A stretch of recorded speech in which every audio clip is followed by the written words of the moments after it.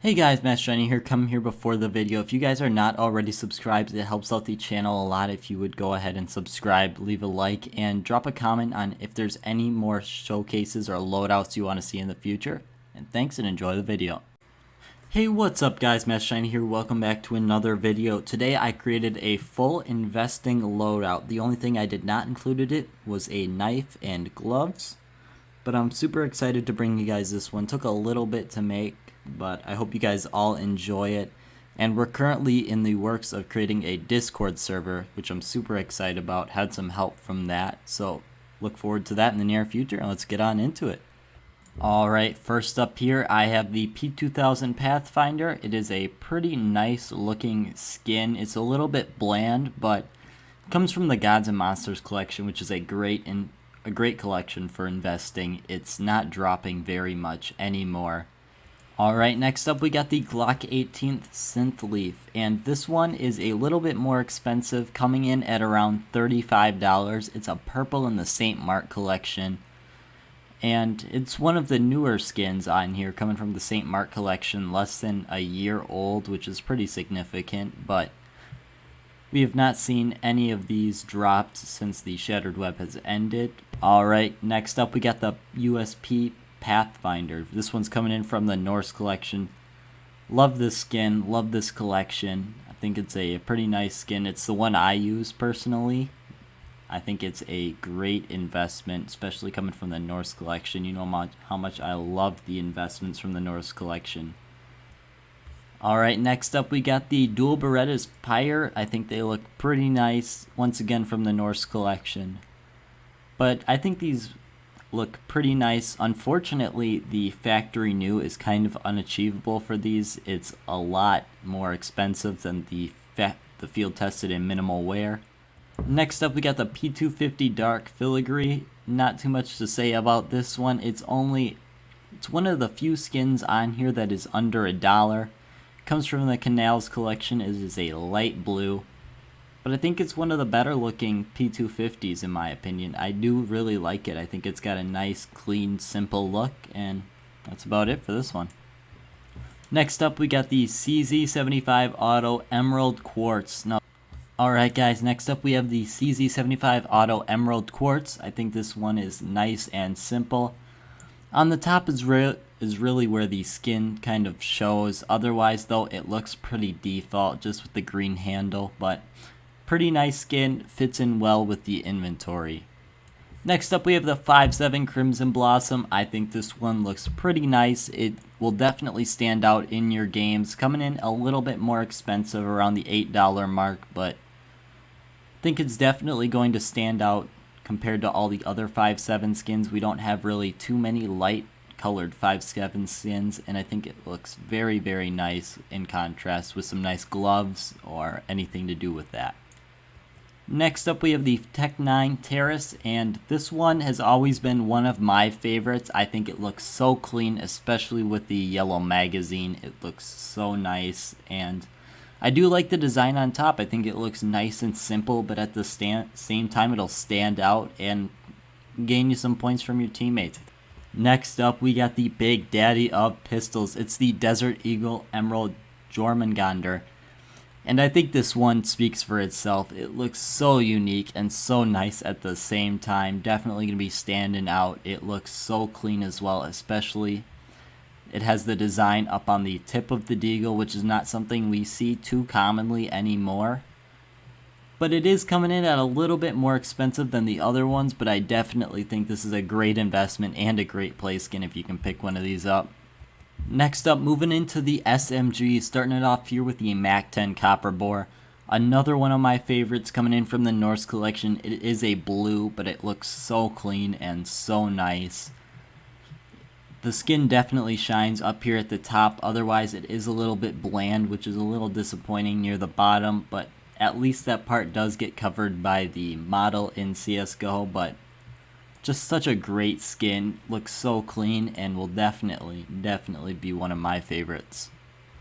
Next up we have the MP9 Stained Glass, and this one is just, oh, I love this one. I wish it was a little bit cheaper because it looks so nice.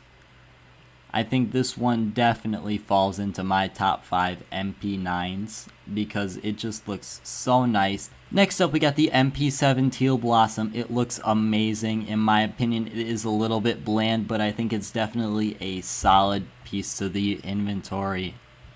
Next up we have the Souvenir MP5 Lab Rats, and the problem with the MP5, it is such a new gun to CSGO that there's not really any investment for it. This is the only MP5 that was not consistently going down.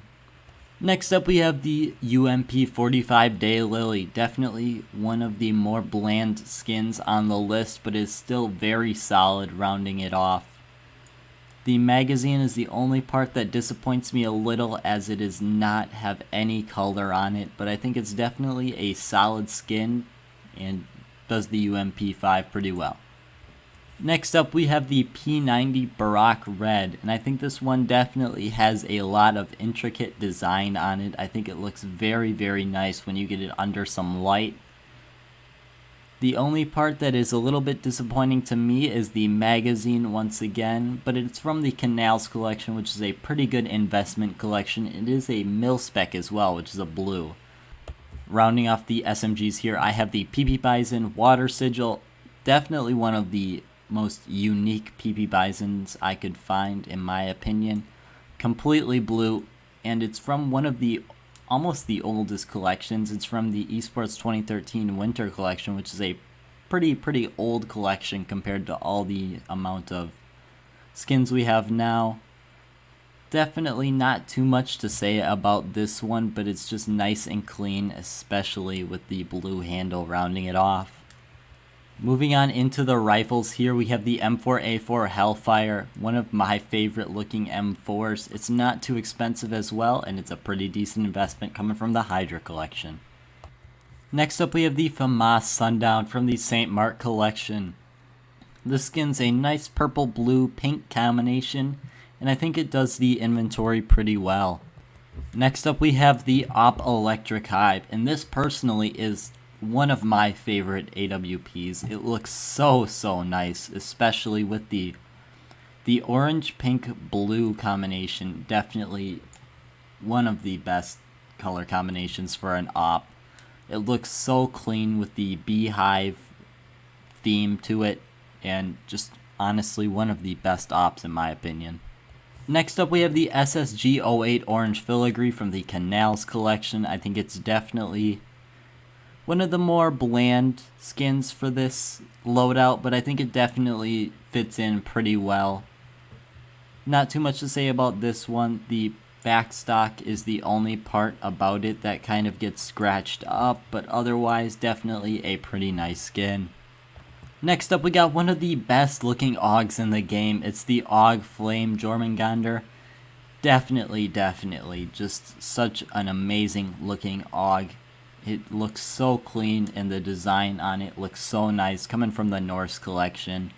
Definitely want to pick one of these up. It is a little bit more expensive than I would want it to be, coming in around $60 to $70, but still a very solid skin.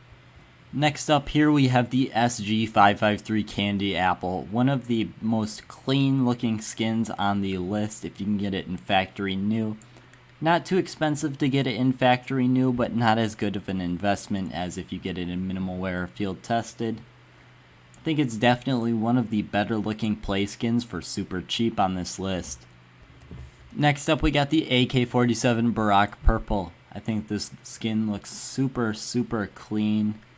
I do like the X pattern on it. Otherwise though, it is kind of a more bland skin, but AK skins are usually pretty expensive, and you can get a nice float on a minimal wear or field tested one for this for not too expensive. Next up we got the Galil AR Aqua Terrace. I think this one looks super clean, especially with that light blue pattern.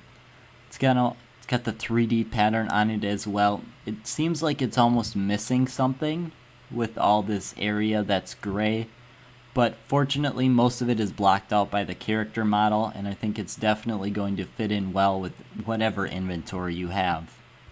Coming in now we have the two automatic snipers. First up we got the Scar 20 Brass. This skin's not going to look too much different comparing on what condition you get it in. Looking at the factory new here, it still has a lot of imperfection on it. Moving on into this one here, we have the G3SG1 Violet Murano. I think this one looks a lot better than the CT Auto Sniper, being the Scar 20. This one's definitely got a pretty nice skin on it. I'm a little disappointed almost that they had to waste it on an Auto Sniper here. Moving on into our shotguns here, starting it off very, very strong. We got the Mag 7 Chainmail coming from the Norse collection. Once again, it's a light blue, but I think it definitely looks pretty nice.